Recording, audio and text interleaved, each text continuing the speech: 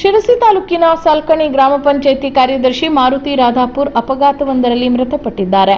ಗುರುವಾರದಂದು ಬೆಳಗ್ಗೆ ಸ್ಕೂಟಿ ಹಾಗೂ ಕಾರಿನ ನಡುವೆ ಸಂಭವಿಸಿದ ಅಪಘಾತದಲ್ಲಿ ತೀವ್ರವಾಗಿ ಗಾಯಗೊಂಡಿದ್ದ ಅವರನ್ನು ಟಿಎಸ್ಎಸ್ ಆಸ್ಪತ್ರೆಗೆ ತರುವ ಸಂದರ್ಭದಲ್ಲಿಯೇ ರಸ್ತೆ ಮಧ್ಯೆಯೇ ಮೃತಪಟ್ಟಿರುವ ಕುರಿತು ವೈದ್ಯರು ದೃಢಪಡಿಸಿದ್ದಾರೆ. ಇನ್ನು ಬೆಳಗ್ಗೆ ಕರ್ತವ್ಯಕ್ಕೆ ಸ್ಕೂಟಿಯಲ್ಲಿ ಹೋಗುವ ಸಂದರ್ಭದಲ್ಲಿ ಕೋಳಿಗಾರ್ ಸಮೀಪ ಅಪಘಾತ ನಡೆದು ಅವರು ಮೃತಪಟ್ಟಿದ್ದಾರೆ ಎಂದು ತಿಳಿದು ಬಂದಿದೆ.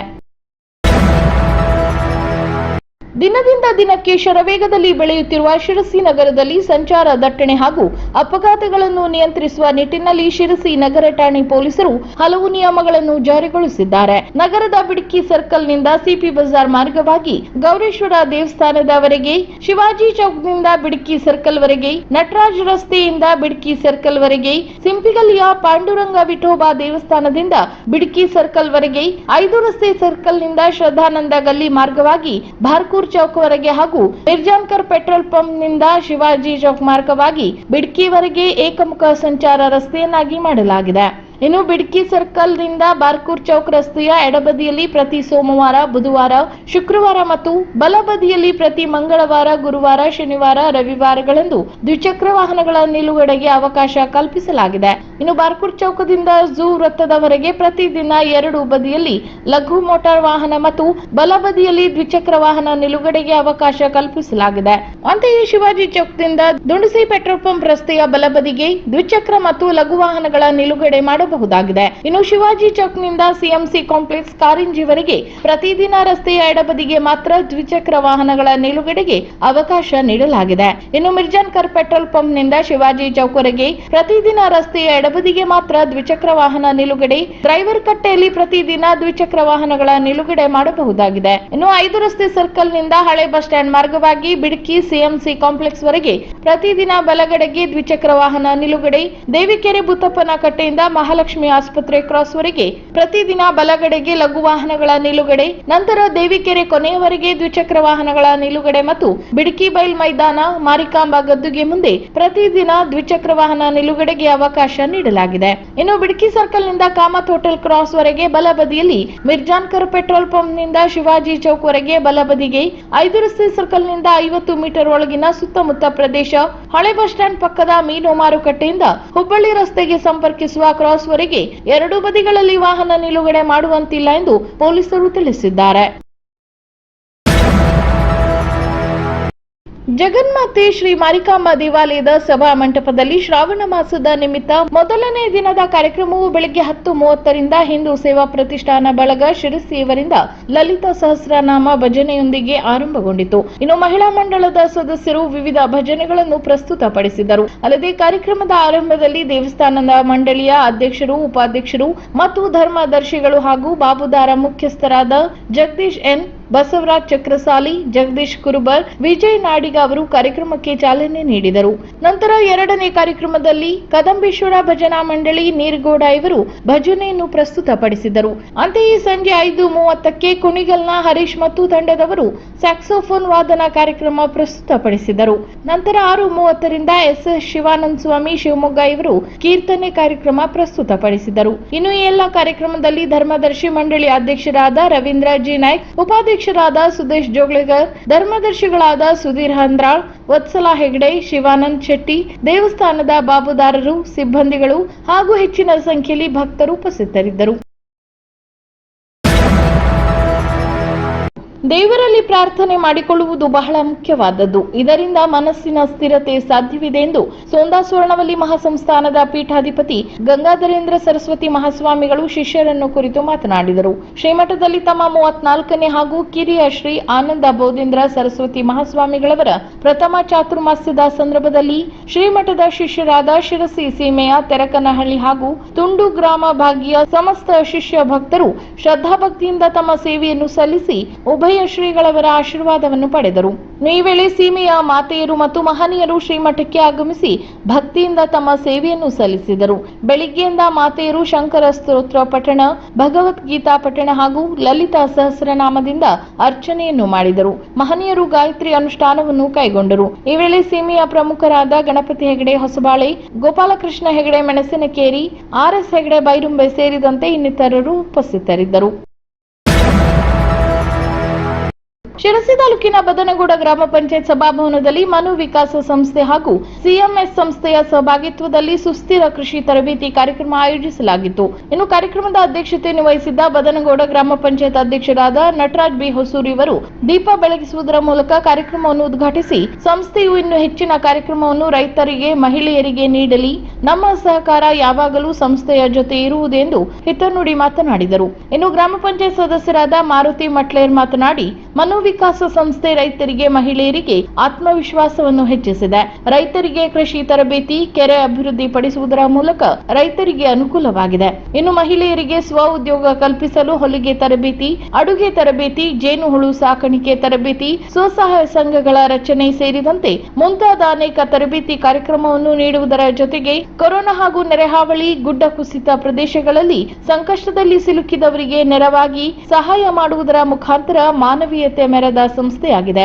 ಇನ್ನು ಮಹಿಳೆಯರು, ರೈತರು ಸಂಸ್ಥೆಯೊಂದಿಗೆ ಸಹಕರಿಸಿ ಸದುಪಯೋಗ ಪಡೆದುಕೊಳ್ಳಬೇಕೆಂದು ತಿಳಿಸಿದರು. ಇನ್ನು ಈ ವೇಳೆ ಪಂಚಾಯತ್ ಉಪಾಧ್ಯಕ್ಷರಾದ ಶ್ರೀಮತಿ ಅಕ್ಕ ಮಹಾದೇವಿ ಆಲೂರು, ಕೃಷಿ ಅಧಿಕಾರಿ ಡಿಜಿ ಪಟ್ಗಾರ್, ಮನು ವಿಕಾಸ ಸಂಸ್ಥೆ ಯೋಜನಾ ಉಪನಿರ್ದೇಶಕರಾದ ಅಶ್ವಥ್ ನಾಯ್ಕ್, ಸಂಸ್ಥೆ ಕಾರ್ಯಕ್ರಮ ನಿರ್ದೇಶಕರಾದ ಗಣಪತಿ ಹೆಗಡೆ, ಪಂಚಾಯತ್ ಸದಸ್ಯರಾದ ಭದ್ರಗೌಡ, ಕುಮಾರ್ ಮಾಲಕನವರ್, ಶ್ರೀಮತಿ ಲಕ್ಷ್ಮೀ ಚರಂತಿಮಠ್, ಶ್ರೀಮತಿ ಮಹಾದೇವಕ್ಕ, ಅಭಿವೃದ್ಧಿ ಅಧಿಕಾರಿ ಪರಸಪ್ಪ ಲಮಾಣಿ, ಸಂಸ್ಥೆಯ ಕಾರ್ಯ ಸಂಯೋಜಕಿಯಾದ ಶ್ರೀಮತಿ ಭವಾನಿ ನಾಯ್ಕ್ ಸೇರಿದಂತೆ ಮಹಿಳೆಯರು, ರೈತರು ಉಪಸ್ಥಿತರಿದ್ದರು.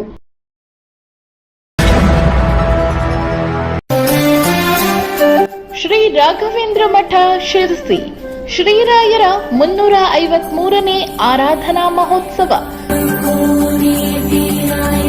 ಶಿರಸಿಯ ಶ್ರೀ ರಾಘವೇಂದ್ರ ಮಠದಲ್ಲಿ ಶ್ರೀ ರಾಘವೇಂದ್ರ ಸ್ವಾಮಿಗಳ 353ನೇ ಆರಾಧನಾ ಮಹೋತ್ಸವವು ಇದೇ ಬರುವ ಆಗಸ್ಟ್ 20ರ ಮಂಗಳವಾರ, 21ರ ಬುಧವಾರ ಮತ್ತು 22 ಗುರುವಾರದಂದು ಅತ್ಯಂತ ಶ್ರದ್ಧಾ ಭಕ್ತಿಯಿಂದ ನಡೆಯಲಿದೆ. ಆ ದಿನಗಳಲ್ಲಿ ಪ್ರತಿದಿನ ಮುಂಜಾನೆ ಧಾರ್ಮಿಕ ಕಾರ್ಯಕ್ರಮ, ಮಧ್ಯಾಹ್ನ ನಂತರ ಸಾಂಸ್ಕೃತಿಕ ಕಾರ್ಯಕ್ರಮಗಳು ನಡೆಯಲಿದ್ದು, ಆರಾಧನಾ ಮಹೋತ್ಸವದಂದು ನಡೆಯಲಿರುವ ವಿವಿಧ ಸೇವಾ ವಿವರಗಳಿಗೆ ಮಠದ ಕಾರ್ಯಾಲಯವನ್ನು ಸಂಪರ್ಕಿಸಲು ಕೋರಲಾಗಿದೆ.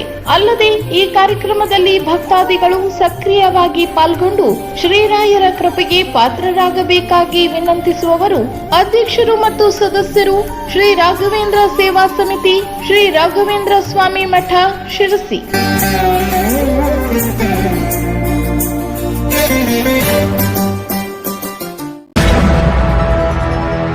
ಕಾಲವನ್ನು ಸಂಪೂರ್ಣವಾಗಿ ತಿಳಿದುಕೊಂಡರೆ ಜೀವನವನ್ನು ಸಮಗ್ರವಾಗಿ ಅರ್ಥ ಮಾಡಿಕೊಳ್ಳಬಹುದು. ಕಾಲದ ಕಣ್ಣಿನ ಮೂಲಕ ಜೀವನವನ್ನು ಅರಿತುಕೊಳ್ಳೋಣ ಎಂದು ಶ್ರೀಮದ್ ಜಗದ್ಗುರು ಶಂಕರಾಚಾರ್ಯ ಶ್ರೀ ರಾಘವೇಶ್ವರ ಭಾರತಿ ಮಹಾಸ್ವಾಮೀಜಿ ನುಡಿದರು.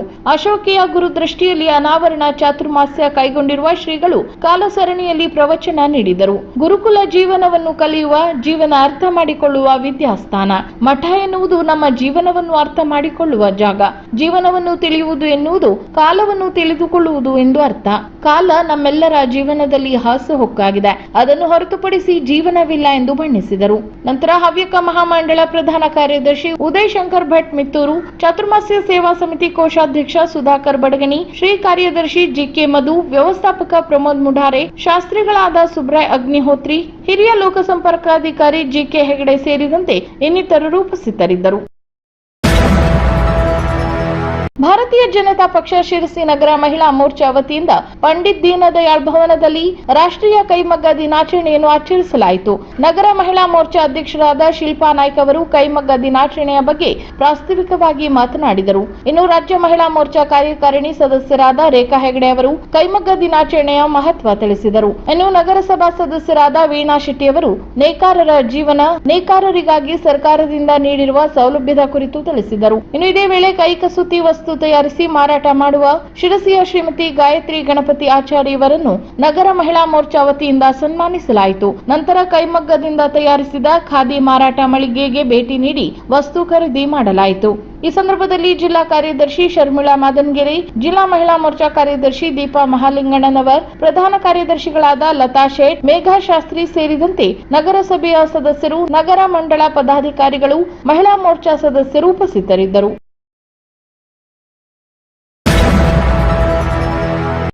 ಶಿರಸಿ ನಗರಸಭೆ 1 ವರ್ಷದ ನಂತರ 2ನೇ ಅವಧಿಗಾಗಿ ಅಧ್ಯಕ್ಷ ಸ್ಥಾನಕ್ಕೆ ಸಾಮಾನ್ಯ ಮಹಿಳೆ ಹಾಗೂ ಉಪಾಧ್ಯಕ್ಷರ ಸ್ಥಾನಕ್ಕೆ ಸಾಮಾನ್ಯ ಮೀಸಲಾತಿ ಸಹಕಾರ ನಿಗದಿ ಮಾಡಿದೆ. 1ನೇ ಅವಧಿಗೆ ಗಣಪತಿ ನಾಯ್ಕ್ ಅಧ್ಯಕ್ಷರಾಗಿ ಹಾಗೂ ವೀಣಾ ಶೆಟ್ಟಿ ಉಪಾಧ್ಯಕ್ಷರಾಗಿ ಕಾರ್ಯನಿರ್ವಹಿಸಿ ಅವಧಿ ಮುಗಿಸಿದ್ದಾರೆ. ಇನ್ನು 31 ಸದಸ್ಯರ ಬಲ ಹೊಂದಿರುವ ನಗರಸಭೆಗೆ 17 ಬಿಜೆಪಿ, 10 ಕಾಂಗ್ರೆಸ್, 2 ಪಕ್ಷೇತರರು ಹಾಗೂ 1 ಜೆಡಿಎಸ್ ಸದಸ್ಯರು ಆಯ್ಕೆಯಾಗಿದ್ದಾರೆ. ರಾಜಕೀಯ ವಿಶ್ಲೇಷಕರ ಪ್ರಕಾರ ಅಧ್ಯಕ್ಷ ಸ್ಥಾನಕ್ಕೆ 3 ಬಾರಿ ಸದಸ್ಯರಾಗಿ ಆಯ್ಕೆಯಾಗಿ ಒಮ್ಮೆ ಉಪಾಧ್ಯಕ್ಷರಾಗಿರುವ ವೀಣಾ ಶೆಟ್ಟಿ ಹಾಗೂ ಪ್ರಥಮ ಬಾರಿಗೆ ಸದಸ್ಯರಾಗಿರುವ ಮತ್ತು ಬಿಎ ಪದವೀಧರರಾಗಿರುವ ಶರ್ಮಿಳಾ ಮಾದನ್ಗೇರಿ ಪ್ರಬಲ ಆಕಾಂಕ್ಷಿಯಾಗಿದ್ದು, ಇದು ಬಿಜೆಪಿ ಹೈಕಮಾಂಡ್ಗೆ ಬಿಸಿ ತುಪ್ಪವಾಗುವ ಸಾಧ್ಯತೆ ಇದೆ. ಉಳಿದ 8 ಮಹಿಳಾ ಸದಸ್ಯರಾದ ನಾಗರತ್ನ, ದೀಪಾ, ಮುಕ್ತಾ, ಸಂಧ್ಯಾ, ಸುಮಿತ್ರಾ, ಶಾರದಾ, ಮಾಲತಿ ಹಾಗೂ ಪ್ರಿಯಾ ನಾಯ್ಕ್ ಆಕಾಂಕ್ಷಿಗಳಾದರೂ ಇವರಲ್ಲಿ ನಾನು ಕೂಡ ಆಕಾಂಕ್ಷಿ ಎಂದು ಹೈಕಮಾಂಡ್ ಮುಂದೆ ಹೇಳುವ ಧೈರ್ಯ ಕಡಿಮೆ ಎಂದೇ ಹೇಳಬಹುದು. ಆದರೆ ರಾಜಕೀಯದಲ್ಲಿ ಏನು ಬೇಕಾದರೂ ನಡೆಯಬಹುದು. ಇದರ ಮಧ್ಯೆ ವಿರೋಧ ಪಕ್ಷ ಕಾಂಗ್ರೆಸ್ ಕೂಡ ಆಟ ಆಡುವ ಸಾಧ್ಯತೆಯನ್ನು ತಳ್ಳಿ ಹಾಕುವಂತಿಲ್ಲ. ಒಟ್ಟಾರೆ ನಗರಸಭೆಗೆ ಅಧ್ಯಕ್ಷರಾಗುವ ಭಾಗ್ಯ ಯಾರಿಗಿದೆ ಎಂದು ಕಾದು ನೋಡಬೇಕಾಗಿದೆ. ಹುಚ್ಚು ಹಿಡಿದ ಸ್ಥಿತಿಯಲ್ಲಿರುವ ಕೋಣವೊಂದು ವ್ಯಕ್ತಿಯೋರ್ವರಿಗೆ ಕೋಡಿನಿಂದ ಇರಿದು ಗಂಭೀರವಾಗಿ ಗಾಯಗೊಳಿಸಿರುವ ಘಟನೆ ಶಿರಸಿಯಲ್ಲಿ ನಡೆದಿದೆ. ಈ ಕೋಣವನ್ನು ಹಿಡಿಯಲು ಶಿರಸಿಯ ಗೋರಕ್ಷಣಾ ಪಡೆಯವರು ಶತಾಯಗತಾಯ ಪ್ರಯತ್ನ ಪಟ್ಟು ಕೊನೆಗೂ ಹಿಡಿಯಲು ಯಶಸ್ವಿಯಾಗಿದ್ದಾರೆ.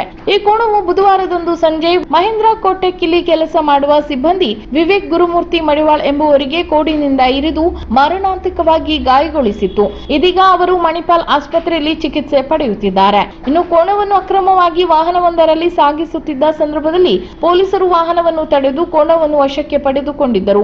ಆದರೆ ಈ ಕೋಣ ಹಳಿಯಾಳಕ್ಕೆ ಸಾಗಿಸುವ ಸಂದರ್ಭದಲ್ಲಿ ತಪ್ಪಿಸಿಕೊಂಡು ಬಂದವರ ಮೇಲೆ ದಾಳಿ ನಡೆಸುತ್ತಿತ್ತು ಎನ್ನಲಾಗಿದೆ.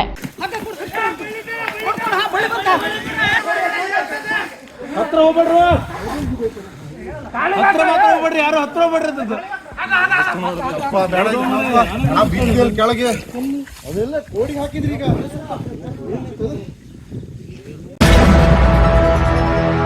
ವೈದ್ಯನೊಬ್ಬ ರೋಗಿಯ ಮೇಲೆ ಪ್ರಭಾವ ಬೀರುವುದರಿಂದ ರೋಗ ಕಡಿಮೆ ಮಾಡಿಸುತ್ತದೆ. ವೈದ್ಯಕೀಯ ವೃತ್ತಿಯಾಗದೆ ಸೇವೆಯಾಗಲಿ ಎಂದು ಶ್ರೀ ಕ್ಷೇತ್ರ ಮಂಜುಗುಣಿಯ ವೇದಮೂರ್ತಿ ಶ್ರೀನಿವಾಸ್ ಭಟ್ ತಿಳಿಸಿದರು. ಅವರು ಮಂಗಳವಾರ ಆಯುರ್ವೇದ ಶಿಕ್ಷಣ ಪಡೆದು ಸ್ವಂತ ಊರಿನ ನೊಂದ ರೋಗಿಗಳಿಗೆ ಸೇವೆ ಸಲ್ಲಿಸಲು ಸಜ್ಜಾಗಿರುವ ಮಧು ಸಂಜೀವಿನಿ ಆಸ್ಪತ್ರೆ ಉದ್ಘಾಟಿಸಿ ಆಧುನಿಕ ಜಗತ್ತಿನಲ್ಲಿ ಆಯುರ್ವೇದ ಕೃತಿ ಮಾಲಿಕೆಯಲ್ಲಿ ಬೊಜ್ಜಿನ ನಿರ್ವಹಣೆ ಕುರಿತು ಡಾಕ್ಟರ್ ಮಧುಕೇಶ್ವರ್ ಹೆಗಡೆ ಬರೆದ ಕೃತಿ ಬಿಡುಗಡೆ ಸಮಾರಂಭದಲ್ಲಿ ಭಾಗವಹಿಸಿ ಮಾತನಾಡಿದರು. ನಂತರ ಸಿದ್ದಾಪುರ ಆಯುರ್ವೇದ ಮಹಾವಿದ್ಯಾಲಯದ ಡಾಕ್ಟರ್ ಶಶಿಭೂಷಣ್ ಹೆಗಡೆ ರೋಗ ಉಪಶಮನದ ಜೊತೆಗೆ ಆರೋಗ್ಯವರ್ಧನಕ್ಕೂ ವೈದ್ಯರ ಸೇವೆ ಬಳಸಿಕೊಳ್ಳಬಹುದು.